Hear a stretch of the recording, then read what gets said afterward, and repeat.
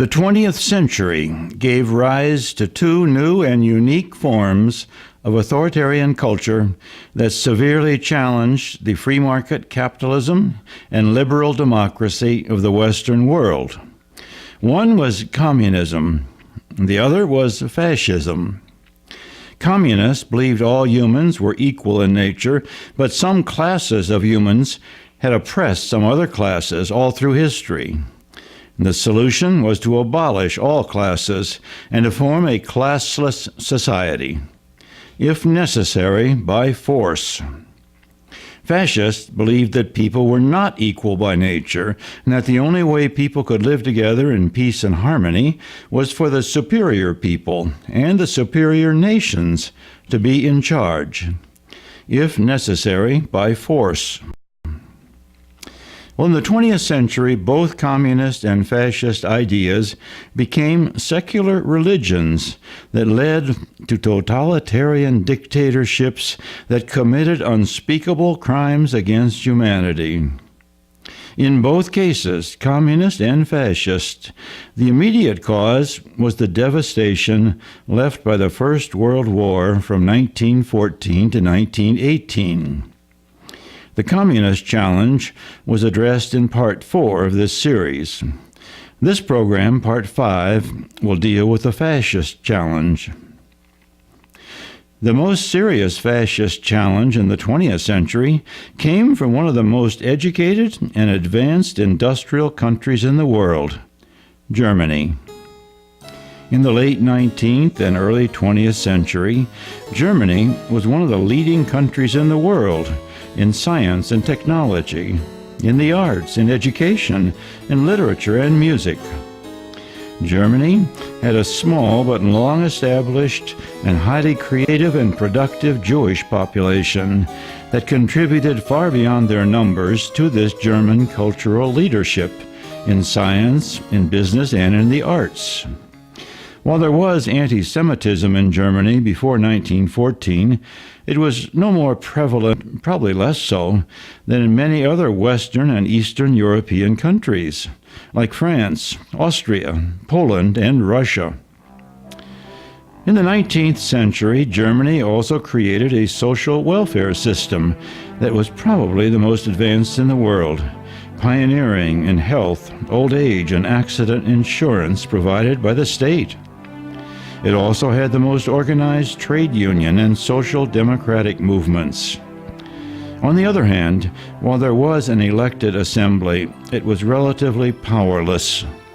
The real power in what was called the Second Reich was in the hands of rigidly authoritarian, paternalistic, and conservative princes like Otto von Bismarck and Kaiser Wilhelm II. It was Bismarck, given credit for unifying the German Empire in the 19th century, who said he ruled not by speeches and persuasion, but by iron and blood. Well, all of this changed radically when Germany lost the First World War, an unprecedented catastrophe to all European countries, but especially catastrophic for Germany. After losing this war to France, Great Britain, and the United States, a defeated and demoralized Germany with great difficulty formed the first democratic government it had ever had. It was called the Weimar Republic. Still believing in an outdated zero-sum idea of wealth, the victorious Allies imposed bitterly harsh and vengeful conditions on the defeated nation that made it virtually impossible for the fledgling democracy to govern effectively. Among the most destructive of the reparations were the forced removal of much of Germany's industrial capacity, unrealistic financial reparations of over 100 billion marks, and then the occupation in 1923 of the industrial Ruhr Valley when Germany could no longer pay the reparations. One result was an economically ruinous inflation in the early 1920s that impoverished many small farmers and businessmen. At the same time, it strengthened the hand of some large industrialists who profited in the runaway inflation by borrowing large sums from the state and then paying them back in marks now worth a fraction of the amounts they borrowed. In the early days of the Weimar Republic, the most dangerous political challenge to the new democracy came from the communists. In 1919, for instance, communist parties, encouraged by the newly communist and triumphant Soviet Union, succeeded in briefly establishing a communist state in Bavaria and mounted other revolutions in Saxony, in the Ruhr Valley, and in Berlin itself. Nearby, a communist state led by Bela Kun was set up in Hungary.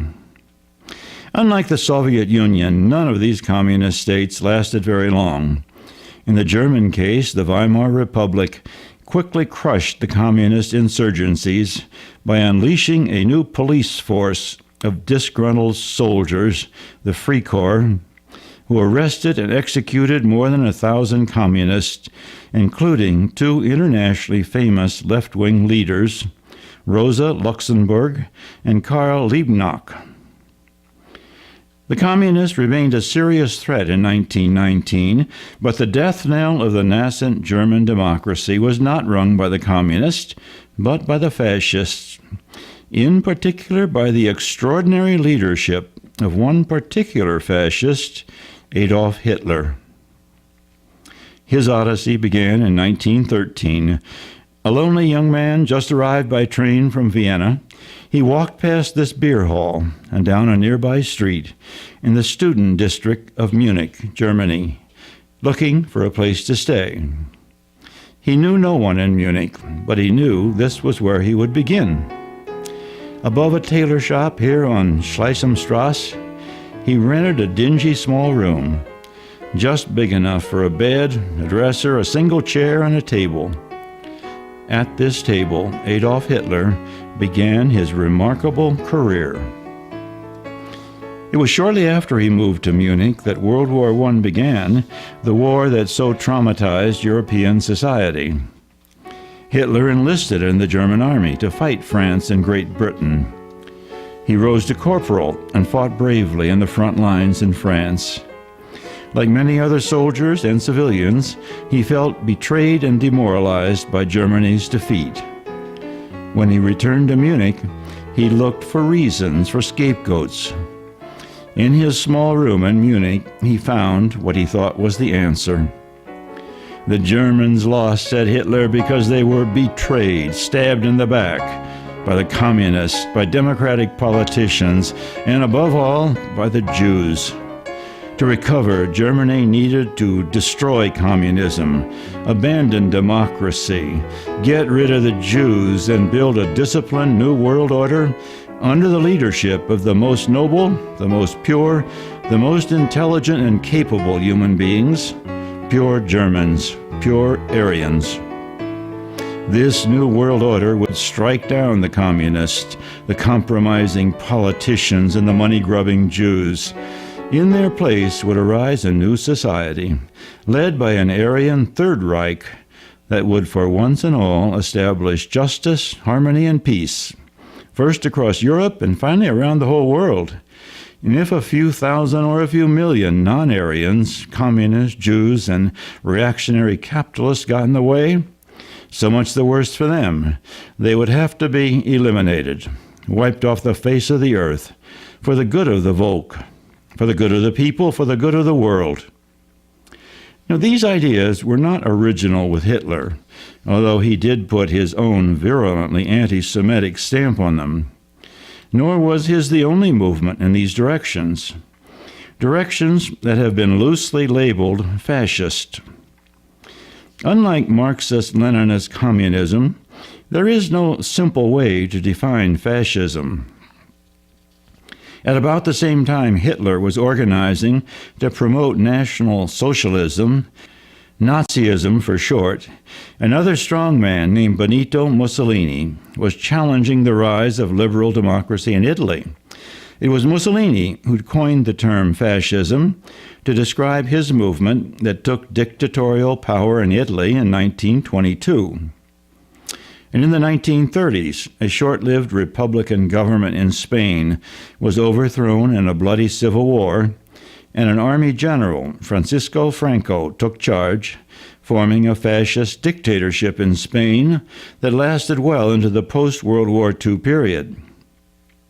Other strong men led similar fascist-like movements to power in the 1920s and the 1930s, in Portugal, in Brazil, in Slovakia, in Argentina, Chile, and other countries that had so far only flirted with liberal democracy, had never really firmly emerged from agriculturally based authoritarian societies. In the Far East, too, Japan was governed by a fascist-style government that brutally attacked Korea and China in the 1930s to expand its natural resource base and to carve out a sphere of influence over half a continent. The common threads in these fascist movements were leadership by a charismatic strongman, often a military general, supported often by rich industrialists and sometimes by religious groups. Suppression of civil rights and civil liberties in the name of national patriotism and unity. A huge buildup of military power. Suppression of trade unions and other non-government-sponsored groups. Firm control of all communication media. Reducing representative assemblies and independent judiciaries to impotence. Subversion of the rule of law in favor of the rule by executive decree. Strong emotional appeals to the supposed superiority of one particular human, ethnic, religious, or national group, along with the alleged inferiority of other human, ethnic, religious, or national groups. And finally, heavy reliance on brute force to intimidate citizens and to enforce dictatorial decrees. Notice that with a few exceptions, these same characteristics apply to communist movements as well as fascist. As many scholars today claim, it's not a very long step from far-left communism to far-right fascism. In 1923, Hitler made his first public move to bring his fascist ideas into power. He led a small band of followers in an attempt to overthrow the democratic government in Germany by a show of street force in Munich. The so-called beer hall putsch failed. Hitler was tried, convicted, and sentenced to 5 years in prison, with parole possible in 12 months. Unlike the prisons and concentration camps he was later set up in Nazi-controlled Germany, the Weimar Republic prison he was confined to in Landsberg, near Munich, was more like a hotel. He was well treated and able to meet regularly with his followers, laying more careful plans for the eventual triumph of his fascist revolution. In Landsberg prison, he also had leisure to write his soon-to-be famous autobiography, Mein Kampf, My Struggle. Hitler was released on parole after serving his 12 months. Meanwhile, conditions in Germany were deteriorating. Unemployment was soaring and poverty increasing in the wake of a worldwide depression deepened by the New York Stock Exchange crash in 1929. Crime and street fighting in German cities was particularly galling to the hard-working, order-loving German people. Both were increasing every week, it seemed, instigated by either the communists or the Nazis, each side trying to create political chaos out of which they could take power. The democratic politicians of the Weimar Republic could not agree on ways to curb the violence and reduce the fear. And the way was paved for a savior, and Adolf Hitler had spent years rehearsing to fill that role. The communists, led by Lenin and Trotsky, had little popular support in Russia when they came to power in a military coup in 1917. By contrast, Hitler had gained wide support in Germany by the time he made his move for absolute power. To get this support, he made brilliant use of a new mass medium, radio, as well as theatrically staged mass rallies in Nuremberg, Munich, Berlin, and other German cities. By 1930, his growingly popular National Socialist Party won 18.3% of the popular vote in Germany. And by 1932, this increased to 37.3%. Shortly thereafter, he was able to maneuver the politicians and get himself appointed chancellor. And within a month, he took advantage of a suspicious fire in the Democratic Assembly Hall, the Reichstag, to decree emergency powers and to become absolute dictator of the Third Reich. Now the way was clear, and in short order he carried through on his promises. He shut down the Democratic Assembly, arrested many of the politicians as well as the communists, throwing most of them into jail and soon into new concentration camps like Dachau, built from scratch in 1934. Unlike the Landsberg jail, none were paroled and few survived. The new National Socialist government quickly moved to destroy all non-Nazi organizations. Even local sporting clubs and bridge clubs were shut down unless they could be certified to be Nazi-directed. At the beginning, he did not arrest many Jews, but he made it clear that Jews could no longer vote or hold office. And he sponsored virulent anti-Semitic propaganda, ordering his police to look the other way when it resulted in Jews being beaten, robbed, their homes and synagogues destroyed. In this anti-Semitic campaign, he played upon centuries-old myths and prejudices that had been condoned and often promoted in Germany and other parts of Europe by Christian leaders all the way back to Martin Luther and before. The Jews, said the myths, poisoned the wells during the days of the Black Death, murdered and ate Christian babies in satanic rituals, and worst of all were the evil people who had killed Jesus Christ. For such crimes, Jews deserved the contempt of all pious Christians. Jews were also, Hitler preached incessantly, the moneybags of international finance, conspiring to destroy traditional German culture, take over the world, and govern it with a godless, liberal, communist democracy.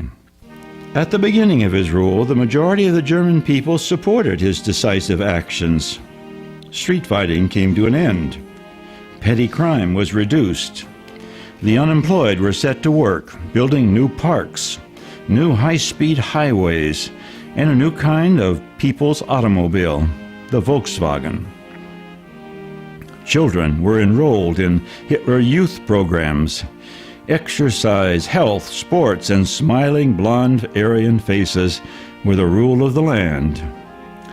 If you had been walking the streets of this small north-central city of Nordheim, or of Wolfratshausen or Hersching, both middle-class suburbs of Munich in 1938, you would have been impressed by the cleanliness of the streets, the evidence of much construction, and the many street banners, flags, and other hallmarks of civic pride. All of this in contrast to more gloomy sights in many Western European and American small towns and cities, mired in the worst economic depression in their history. Some of the same sights could be seen in the capital, Berlin. Of course, if you had gone a few blocks out of your way on the night of November 9th, 1938, you might have had doubts about this brave new society. This was what remained of the largest Jewish synagogue in Berlin that night.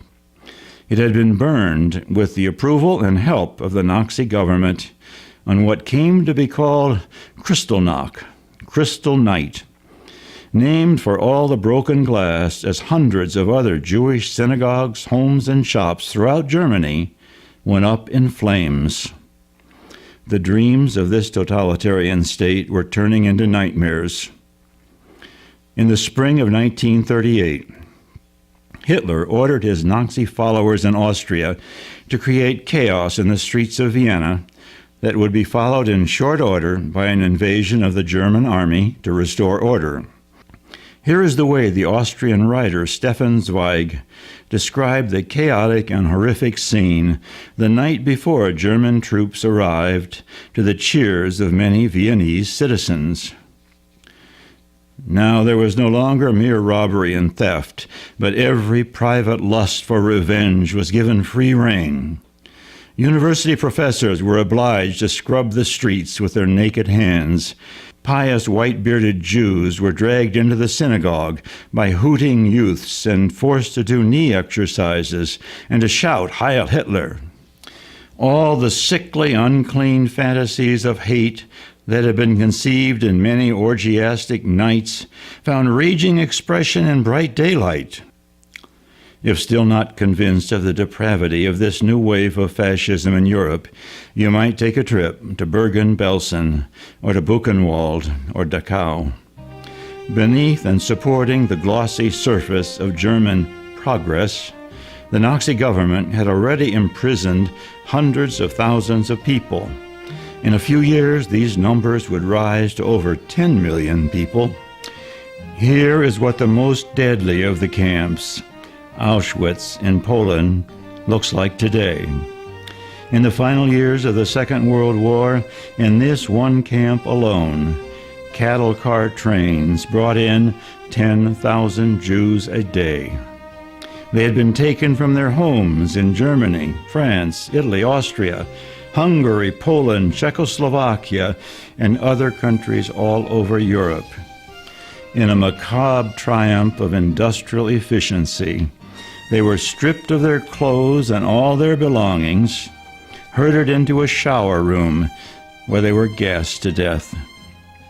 Other prisoners in Auschwitz were forced to promptly take the bodies out of the shower room and incinerate them in the conveniently nearby crematorium furnaces. In this one camp, over 1.5 million Jews were murdered. Before the Second World War put an end to the regime, over 6 million Jews, along with thousands of Poles, Russians, Serbs, Slavs, socialists, Democrats, conservatives, priests, ministers, gypsies, homosexuals, geniuses, mental defectives, old people, crippled people, children, and just plain average men and women were shot, hung, or gassed, and then incinerated in furnaces like those at Auschwitz. Hitler called it the final solution. The world knows it as the Holocaust. Until the Allies destroyed the Third Reich and liberated the camps, most people in the world never knew about Dachau or Auschwitz or the horrors that happened there. Like the gulags of the Soviet Union and other communist countries, there was only one way to find out what happened behind the walls: become a prisoner yourself, or be an SS guard. The German guards and the train conductors and the many high and low Nazi officials knew, but many, if not most, of the German people did not. Though most of them had supported Hitler and the Nazis in the early years of the Third Reich, few Germans knew or wanted to know any details about the concentration camps, or what happened to the Jews or communists, or the gypsies, Poles, Slavs, homosexuals, or handicapped people unfortunate enough to have ended up there. In this small city of Nordheim, in Wolfhausen and Hersching, for example, the only arrests and concentration camp sentences happened in the first few months of the Nazi rule. After that, for the next 8 years, no one at all was taken from these cities. And of course, few knew very much about the camps, nor about the world outside Germany, because there was no free press in Germany. As in the Soviet Union, the free press did not last beyond the first months of totalitarian rule. nor did freedom of speech. Even to talk to your best friend might be dangerous. So you did not talk of anything remotely political, even to your own family. In fact, as in other totalitarian states, it was not enough to refrain from criticism. You had to lie, to pretend everything was perfect, and to demonstrate your support by voting, by enthusiastically participating in street demonstrations, attending political meetings, applauding and smiling at the impressive outdoor rallies where Hitler gave his long, fiery speeches. Nazi Germany was the most horrific example of fascist rule in the 20th century, but not the only one. Like Hitler's Germany, Mussolini's regime in Italy was destroyed in the Second World War, as was the fascist military dictatorship in Japan that had committed so many heinous crimes against Chinese, Korean, and Southeast Asian people in their quest for a sphere of influence in the Far East. Spain did not fight in the Second World War, and its fascist dictator, Francisco Franco, survived in power for 12 years after the war ended. Surprisingly enough, after he died in 1958, Spain changed directions peacefully. The king, Juan Carlos, was brought back to power as a constitutional monarch, and democratic assemblies and judiciary were reestablished, and today in the 21st century, Spain is a thriving democratic state with a free market, capitalist, welfare state economy. After the war ended, some other semi-fascist states survived or were founded. Many of them followed some of the same paths pioneered by Hitler, Mussolini, Franco, and Hirohito, though none of them could match the depravity of Nazi Germany.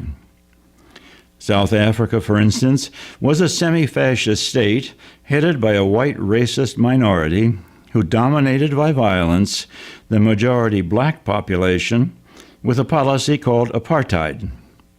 In 1994, South Africa changed peacefully to a multiracial liberal democracy under the leadership of Nelson Mandela, a man who had been imprisoned for 27 years by the former government.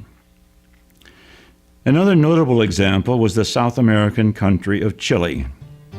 As in Spain, a floundering democratic government lurching toward chaos and communism in 1973 was overthrown by a military general, Augusto Pinochet, probably with help from the CIA of the United States. The semi-fascist dictatorship that followed established order, but in doing so imprisoned and murdered hundreds, if not thousands, of citizens. Like Spain and South Africa, the country was able to return to a democratic state in 1990, when Pinochet turned over the reins of power to a democratic assembly. Since that time, the democracy in Chile has proven to be one of the most successful, enduring, and progressive in Latin America. In the beginning of the 21st century, there are other areas of the world that still have fascist or semi-fascist regimes. Some analysts would include the formerly communist Russia and still communist China on this list. Most of the remaining semi-fascist regimes, however, are in the Islamic world of the Middle East, Southeast and Central Asia, and Northern and Sub-Saharan Africa. We will discuss these in the last part of Democracy in World History, where we bring the story up to date in the 21st century.